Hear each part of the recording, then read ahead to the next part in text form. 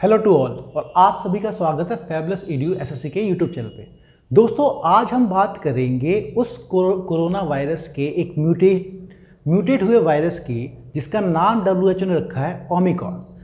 बात को समझते हुए हम समझते हैं कि क्यों ये मुश्किल है, क्यों संसार लेके इसको भयभीत है, आखिर हुआ क्या है इसमें जो ये दूसरे कोरोना वायरस से जो अभी जिसकी वैक्सीन पड़ी है उससे अलग कैसे आता है। एक एक रूप को बड़े आराम से समझने की कोशिश करेंगे जिससे हमको क्लियर हो कि हमें इससे कितना भयभीत होना चाहिए और कितना हमें सुविधाएं बरतनी चाहिए कि हमें देश को या पूरे विश्व को इससे दिक्कतें ना आए। बात समझते हैं दोस्तों, पहले इसके नामकरण पे आते हैं कि नाम क्या। देखिए वैसे तो ये जो इसका नाम है वो डॉक्टर्स आपस में भाषा में इसको कहते हैं B1.1.529 इसका नाम, लेकिन इसको 26 नवंबर को दोस्तों 26 नवंबर 2021 को WHO ने, आपके वर्ल्ड हेल्थ ऑर्गेनाइजेशन ने इसका नाम जो कर दिया है, इसको डिक्लेयर किया है आपका वेरिएंट ऑफ कंसर्न, है ना, वेरिएंट ऑफ कंसर्न। और नाम क्या दिया है WHO ने इस वायरस का? इसी को कॉमन भाषा में समझने के लिए ताकि लोगों को आसानी हो, इसी को उन्होंने नाम दे दिया है ओमिक्रॉन। ठीक है दोस्तों, तो ये समझना है हमें कि Omicron variant of concern decide हुआ, तो इससे WHO कहना क्या चाहता है। WHO बहुत सीधी मात्रा में वेरिएंट ऑफ कंसर्न बताने से यह कहना चाहता है कि इस वेरिएंट से देशों को, इकोनॉमी को, हर किसी को संभल के रहने की जरूरत है। हालांकि अभी चीजें उतनी साफ तरह से उभर के आई नहीं है, भयभीत होने की उतनी जरूरत नहीं है, लेकिन ये कंसर्न की बात है, ध्यान रखना इस वेरिएंट का। अब ये ओमिक्रॉन ही नाम क्यों रखा गया, थोड़ा इस पे चर्चा करते हैं। क्या है दोस्तों, आपके जो वेरिएंट ऑफ कंसर्न है इसका एक कॉमन नाम दे दिया जाता है। पहले मैं ये बता दूं कि क्या ओमिक्रॉन पहला ऐसा वेरिएंट ऑफ कंसर्न है क्या? जी बिल्कुल नहीं। इससे पहले आपका जो वेरिएंट ऑफ कंसर्न थे वो अल्फा वेरिएंट था, फिर उसके बाद आपका बीटा वेरिएंट आया, फिर आपका गामा वेरिएंट आया, और उसके बाद दोस्तों जो अभी पूरे विश्व में जिसने तबाही मचा के रखी हुई है, फिर आया आपका डेल्टा वेरिएंट। ये सारे के सारे ना आपके वेरिएंट जो है, सारे के सारे वेरिएंट ऑफ कंसर्न डिक्लेयर किया है आपके WHO ने। अब इसके बाद आप जैसे समझ सकते हैं अल्फा, बीटा, गामा, डेल्टा, ये सारे के सारे नाम किसके होते हैं दोस्तों? ये ग्रीक के अल्फाबेट हैं। ये सारे के सारे ग्रीक, जो ग्रीस शहर था उसी के ग्रीक के अल्फाबेट हैं आपके, अल्फा, बीटा, गामा, डेल्टा। और ओमिक्रॉन भी आपका ग्रीक का अल्फाबेट है, ये 15th अल्फाबेट है। अब ओमिक्रॉन नाम देखिए, वैसे तो इसके बाद जो उन्हें नाम रखना था, डेल्टा के बाद म्यू आता है ना, लेकिन लोगों को कंफ्यूज हो जाएंगे, वो म्यू की जगह न्यू पढ़ने लग जाएंगे, यूं हो सकता है।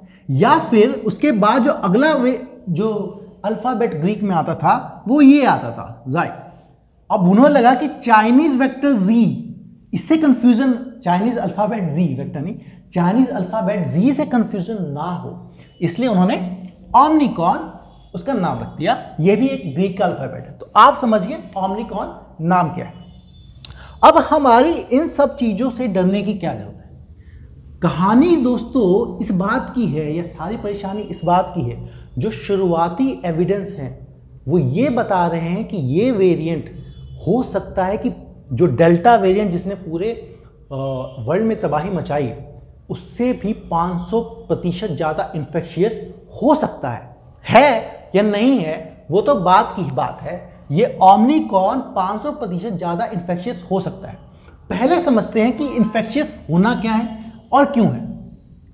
अभी दोस्तों पहली बात यह है कि ये वायरस अपना रूप बदलता क्या है। सबको तो कहते क्या है, सारे वायरस को सार्स CoV, कोविड-19 आपका 19 कोविड-19 डिसीज था, और COD आपका जो वायरस का नाम दिया गया था तो सार्स कोरोना वायरस 2, है ना। 1 कौन सा था दोस्तों?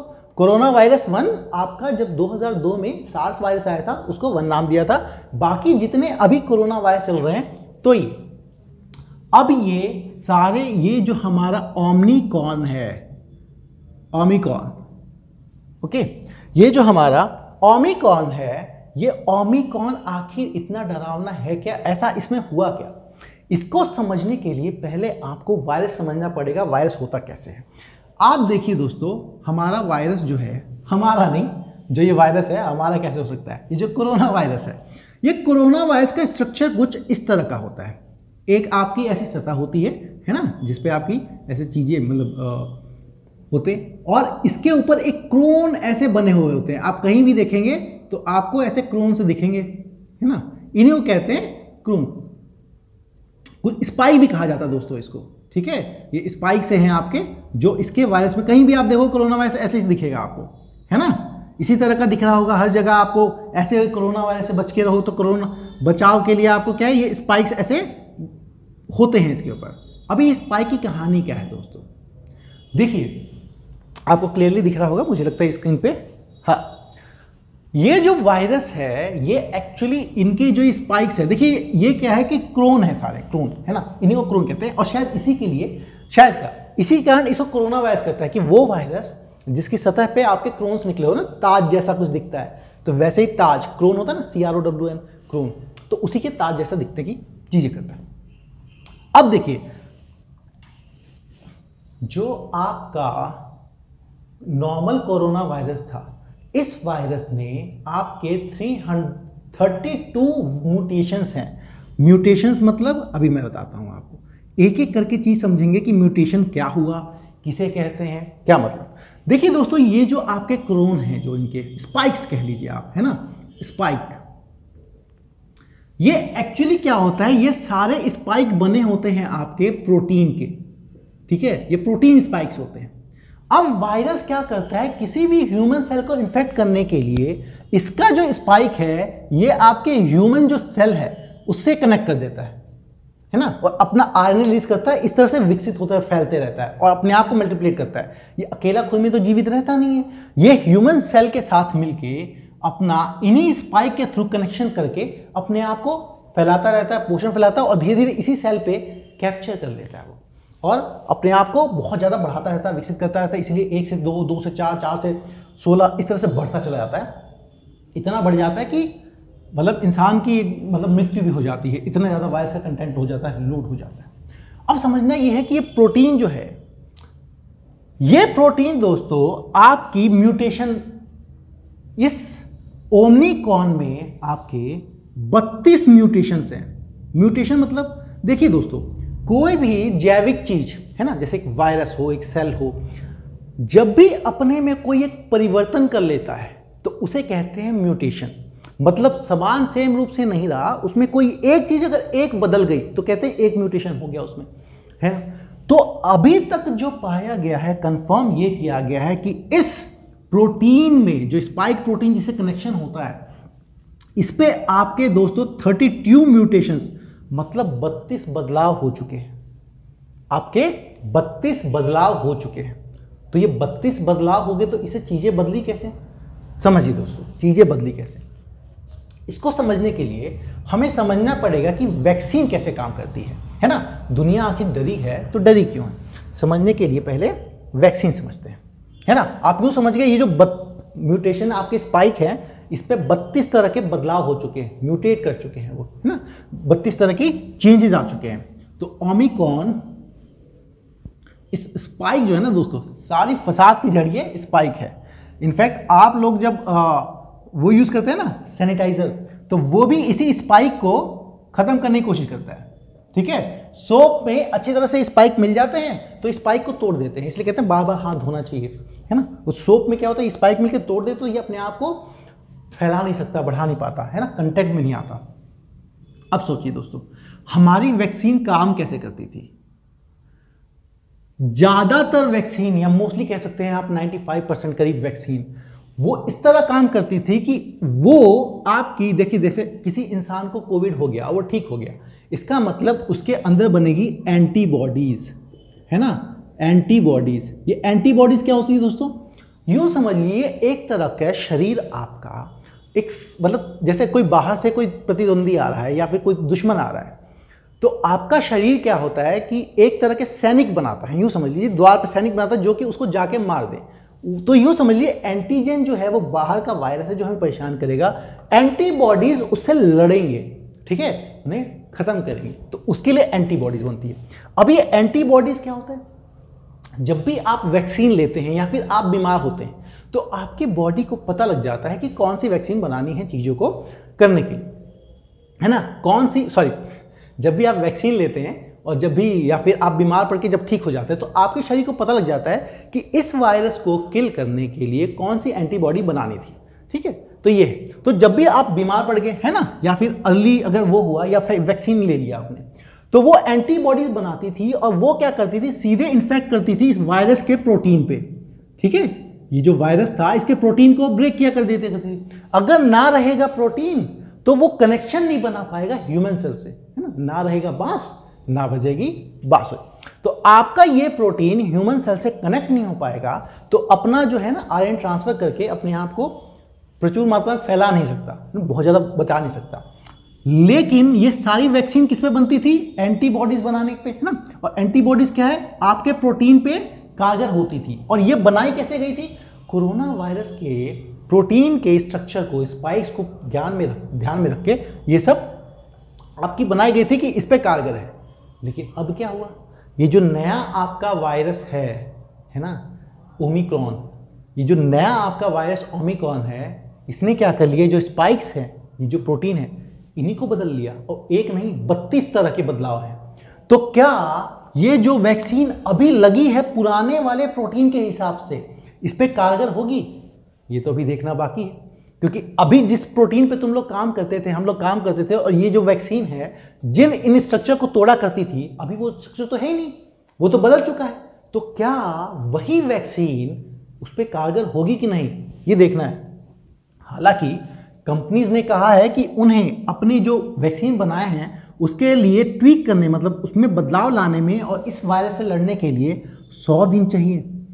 100 डेज में वो तैयार कर देंगे। लेकिन क्या 100 डेज काफ़ी है इस चीज़ को फैलाने का? अब समझते हैं ये आया कहाँ से, है ना। उससे समझना है कि आया कहाँ से, पहली बार कहाँ मिला और क्यों मिला और क्यों घबराने की बात है, कैसे बात है, उस चीज़ को समझते हैं। आप स्ट्रक्चर तो अच्छे से समझ गए होंगे। अब थोड़ा ये इस वायरस की चीज़ों को देखिए।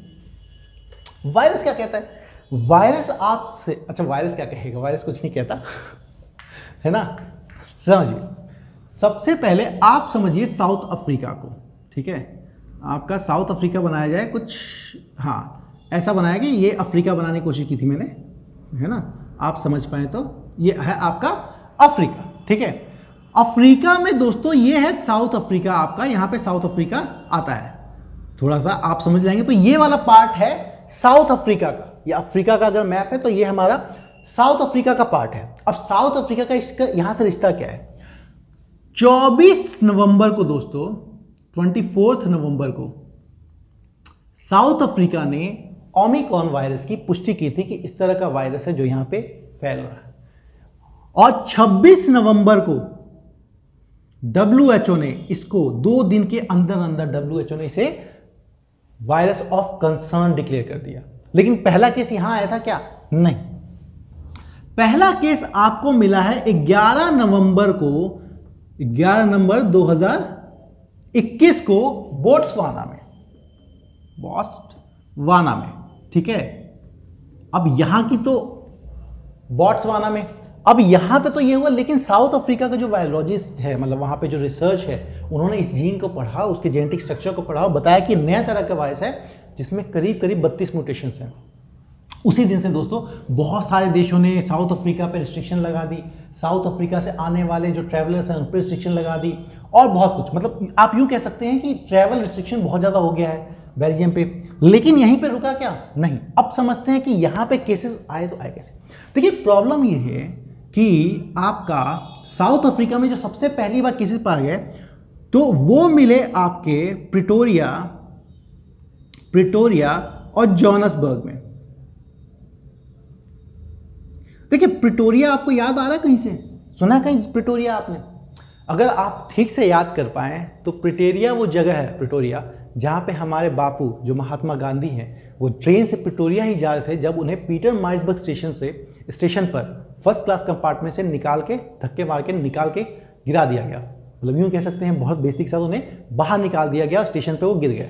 तो प्रिटोरिया ही जा रहे थे वो केस लड़ने के लिए।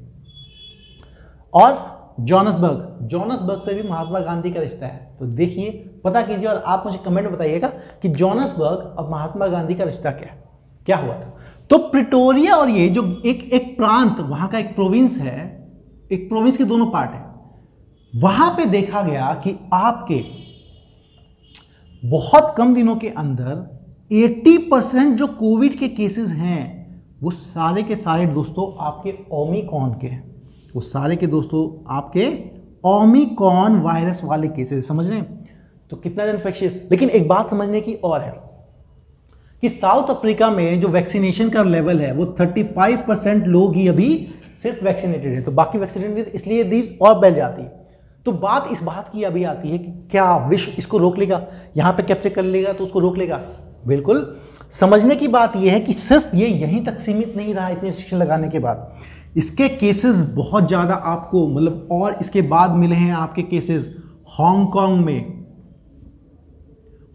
में आपके मिले हैं, इजराइल में भी इसके केसेस मिले हैं, फिर आपको इसके केसेस बेल्जियम में मिले हैं। देखिए यूरोप में, ये यूरोप पहुंच गया, हांगकांग इसमें आ गया। अब दिक्कत इस बात की है दोस्तों कि एक भी अगर बंदा इन्फेक्ट होता है, जैसे डेल्टा वेरिएंट देख लीजिए, डेल्टा वेरिएंट अगर आपको पता हो तो सिर्फ 3 हफ्तों में 57 देश में लोग इन्फेक्ट हो चुके थे इससे, इतनी ज़्यादा वो है। तो क्या इसका ट्रांसमिशन बहुत तेज होगा, बहुत कम होगा, ये देखना अभी जानना बाकी है, अभी रिसर्च हुआ नहीं है, चीज़ें बहुत चल रही हैं। तो हमको इससे डरना चाहिए, हमको इससे बचाव तो लेना चाहिए कि ओमिक्रॉन जो वायरस है आपका वो कितना फैलेगा, है ना। ओमिक्रॉन कितना फैलेगा ये देखना बाकी है, लेकिन बचाव ही अकेला समाधान है।